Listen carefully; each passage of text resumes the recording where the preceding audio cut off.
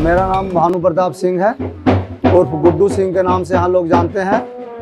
हम यहाँ बराबर पहाड़ बाबा सिद्धेश्वर नाथ पहाड़ पर प्रबंधक के रूप में नियुक्त हैं बिहार राज्य धार्मिक न्यास परिषद से।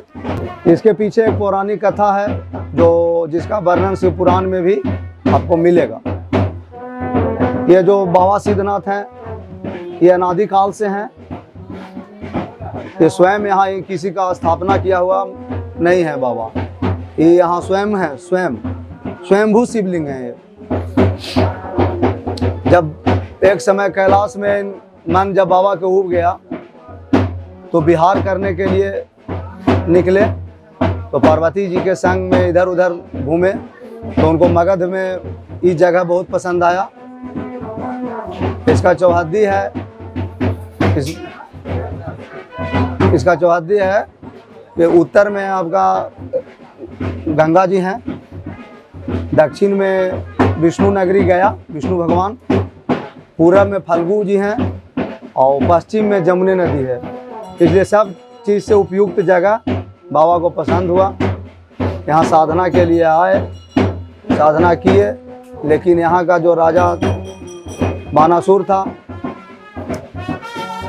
वो यहाँ आया तो बाबा से उसका कुछ वार्तालाप हुआ, तो बाबा को प्रसन्न किया। बाबा बोले कि ठीक, बाबा से वरदान मांगा तो बाबा प्रसन्न होकर बोले कि ठीक है वरदान मांगो। तो वरदान मांगा कि हमको आप अपना पुत्रत्व के प्राप्ति दीजिए। हमको जिस तरह से गणेश जी कार्तिक जी आपका पुत्र मानते हैं उसी तरह से हम भी आपका पुत्रत्व के प्राप्ति हमको भी मिले। तो उसको वहाँ पर बाबा पुत्र के उपाधि दिए, पुत्र का अपना माने दर्जा दिए, और एक वरदान और उसको दिए कि सहस्त्र बाहों का वरदान दीजिए। उसका बानासुर का 1000 भुजा हो गया और बोले कि तुम्हारा जोड़ा इस पृथ्वी पर कहीं कोई नहीं रहेगा। तो अब वो शक्ति के मद में हो गया, इधर उधर हाथ पैर मारने लगा। कुछ दिन के बाद बाबा के बाद पुनः आया, बोला कि बाबा आप तो ऐसा वरदान दिए हैं कि मेरा भुजा फड़क रहा है युद्ध के लिए, हमारा कोई जोड़े नहीं है, अब आप ही से 2-2 हाथ होगा। तो बाबा सोचे कि तो बहुत बड़ा मतलब हो गया, जैसे भस्मासुर को कैसे वरदान दे दिए कि जो अब आप ही पर हम हाथ रखेंगे, उसी तरह से फिर विष्णु भगवान के पास ही गए, ब्रह्मा जी के पास गए तो ब्रह्मा जी बोले इसका निदान तो विष्णु जी करेंगे। तो फिर विष्णु जी के पास गए, विष्णु जी बोले कि ठीक है इसका निदान होगा। एक ध्वज दिए बाबा को, बोले कि ये ध्वज आप बानासुर को दे दीजिए और बोलिए कि वो अपना जहाँ उसका राजकिला है सोनितपुर, बेला से अभी बेला स्टेशन से 5 किलोमीटर पश्चिम सोनितपुर है, जो बिगड़ के नाम उसका सोनपुर के नाम से लोग जानते हैं। तो वो अपना किला पर गाड़ दो, जिस दिन यह ध्वज गिर जाएगा या टूट जाएगा उस दिन तुम्हारा जोड़ा इस पृथ्वी पे पैदा हो जाएगा। बाबा वही काम किए, उसको ध्वज मिला, हंसी खुशी खेलते मतलब खुशी उत्साह पूर्वक ले गया वहाँ अपना किला के ऊपर, ध्वज को गाड़ दिया। रोज़ सवेरे उठे वो ध्वज को देखे कहीं कोई जोड़ा तैयार हुआ कि नहीं हुआ। अब इस कथा को यहाँ छोड़िए, अब हम लोग चलिए वहाँ द्वारकापुरी, कहा कि जोड़ा तो वहाँ है द्वारकापुरी में है। अब चलिए द्वारकापुरी, तो वहाँ कृष्ण भगवान के पुत्र थे प्रद्युम्न जी। प्रद्युम्न जी के पुत्र का नाम था अनिरुद्ध जी, बहुत सुंदर राजकुमार, कृष्ण भगवान के पोता, बहुत सुंदर भगवान का माया हुआ। एक दिन इधर बानासुर की एक पुत्री भी थी उषा, जिसका नाम उषा था, बहुत पुजारी थी, बाबा के पूजा करती थी, भक्ति। एक दिन बाबा विष्णु जी का माया हुआ कि एक दिन सपना में, उषा के सपना में अनिरुद्ध जी आ गए और मतलब सपना में हो गया, दोनों में संबंध हो गया।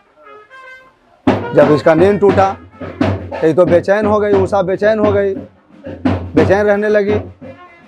तो उषा का एक नाम था जिसका नाम था चित्रलेखा, एक सहेली थी उषा का, एक सहेली थी जिसका नाम था चित्रलेखा। अभी हम लोग जैसे किस तरह जो स्केच बनाने वाला होता है उसमें वो गुण था, स्केचर का। तो बोली उषा उदास रहने लगी, बोली कि 1 महीना 2 महीना उदास। बोली कि क्या सखी तुम उदास क्यों रह रही हो? तो बोली कि देखो मेरे साथ ऐसा ऐसा घटना है, वो राजकुमार हमको चाहिए, वो राजकुमार हमको चाहिए। तो बोली कि ठीक है, हम प्रयास करते हैं, हम स्केच बनाते हैं, चित्र बनाते हैं, तुम देखना। कई एक राजा महाराजा का चित्र बनाई, नहीं नहीं नहीं। जब वो अंत में प्रद्युम्न जी का चित्र बनाई तो उषा बोली कि हाँ यही राजकुमार है जिससे हमको प्रेम हो गया है। तो बताई कि तो ऐसा से तुमको प्रेम हुआ है जो इसको पाना तुम्हारे लिए असंभव है। ये तो भगवान कृष्ण के ही पोता है, इनका नाम अनिरुद्ध जी है, इसका तुम सपना छोड़ दो। तो उषा बोली कि चाहे जो होवे, हमको ये लड़का राजकुमार चाहिए, तुम ही कोई उपाय करो। तो चित्रलेखा बोली कि ठीक है।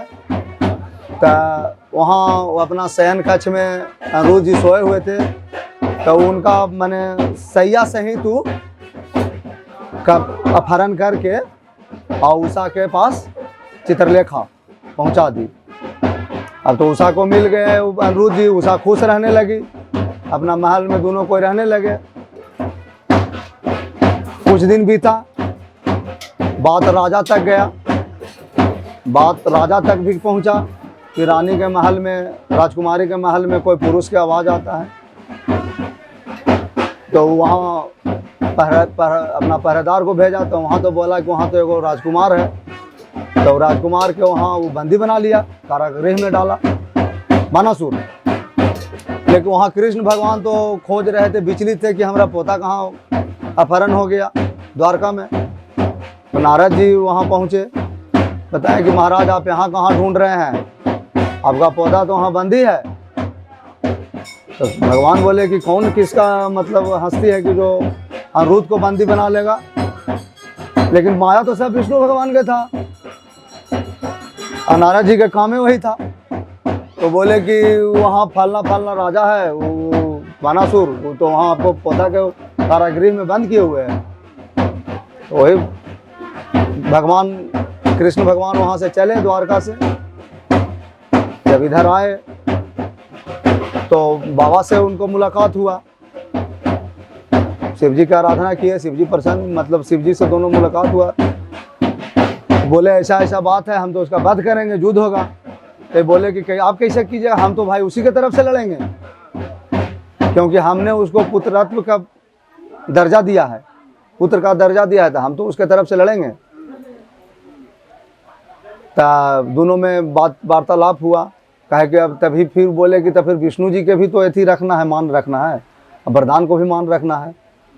तो फिर बोले बाबा कि ठीक है, उसका जो 1000 भुजा है उसको आप काट के गिरा दीजिए। युद्ध हुआ बानासुर के नगरी में, यहाँ युद्ध हुआ, बानासुर के सारा भुजा को काट के गिराए, 2 को खाली रह गया। और फिर अनिरुद्ध जी को छोड़ाए, तब से फिर बानासुर अपना इनका पुजारी हो गया। हर हर महादेव, बाबा सिद्धनाथ की जय।